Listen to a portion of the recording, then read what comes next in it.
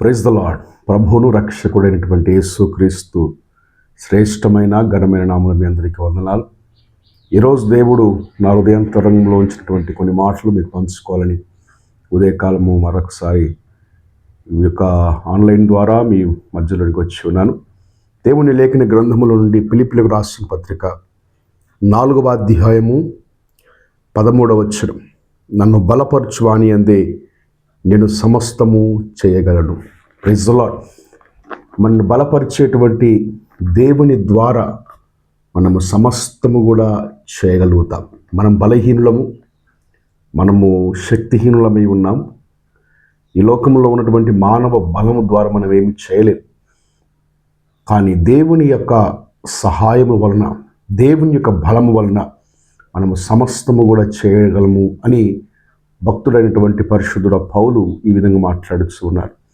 అవును దైవ జనాంగమా, ఈ రోజుల్లో మనం ఏమి చేద్దామన్నా కూడా మనతోని కావడం లేదు.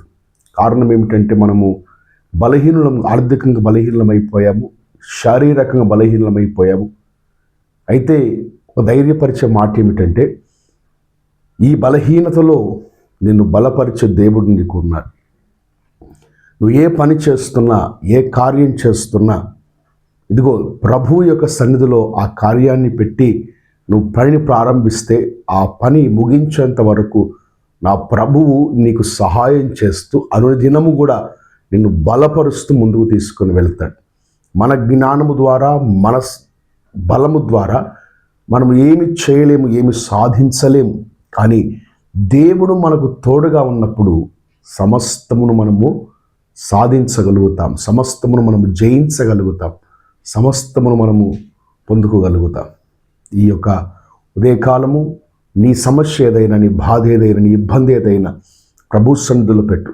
బలవంతుడైన యేసు నిన్ను బలపరిచి సమస్త బలహీనతల నుంచి విడిపించి, సమస్త బాధల నుండి విడిపించి, సమస్త ఇబ్బందుల నుంచి విడిపించి నీకు క్షేమమునిచ్చి నేను నిలబెట్టగలిగిన సమర్థుడు మనం ఆరాధించున్నటువంటి యేసు ప్రభువై ఉన్నారు.